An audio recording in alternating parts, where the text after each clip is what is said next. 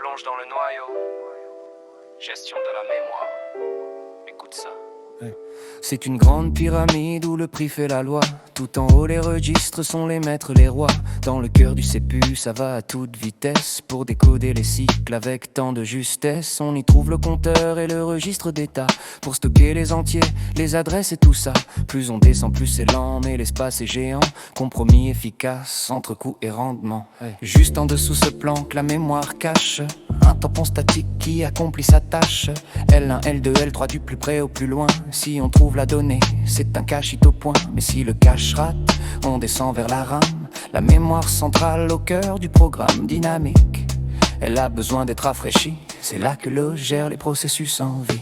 Gestion de mémoire sous le capot de Linux. Entre le processeur et le disque, c'est le flux. Adresse virtuelle ou physique qu'on traduit pour que chaque octet trouve sa place dans la nuit. C'est le bit du système binaire et logique. Une symphonie calme, purement numérique. Yeah.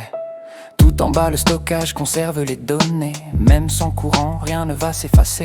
Le disque dur classique, ses plateaux et ses pistes. Rotation mécanique, un vieux spécialiste. Ou le SSD flash, sans pièces qui bougent. Plus rapide, plus cher, le niveau passe au rouge. SLC ou TLC, les cellules stockent les bits pour un accès aux fichiers beaucoup plus explicite. Chaque processus veut son espace privé. La segmentation vient pour tout dériver.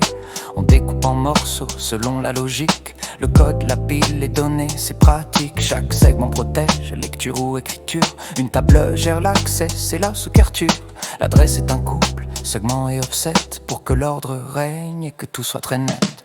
Gestion de mémoire sous le capot de Linux. Entre le processeur et le disque, c'est le flux. Adresse virtuelle ou physique qu'on traduit pour que chaque octet trouve sa place dans la nuit. C'est le bit du système binaire et logique. Une symphonie calme, purement numérique.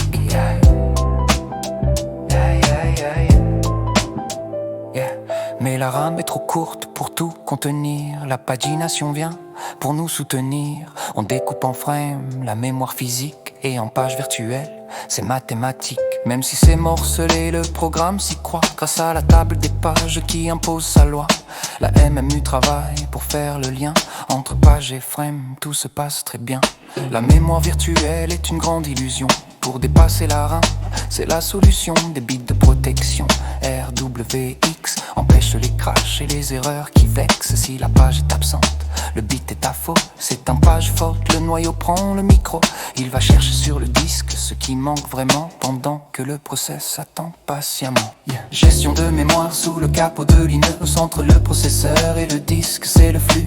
Adresse virtuelle ou physique qu'on traduit pour que chaque octet trouve sa place dans la nuit. C'est le bit du système binaire et logique. Une symphonie calme, purement numérique.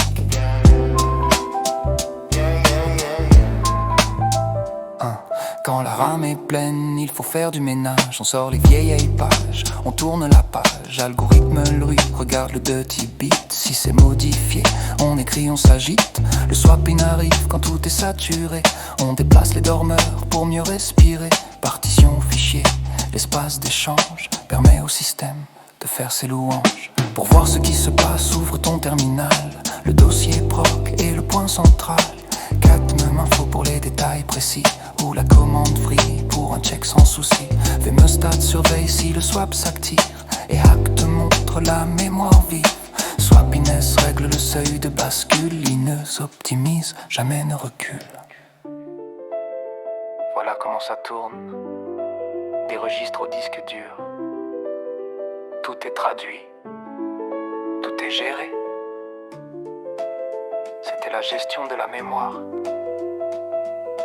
Restez connectés.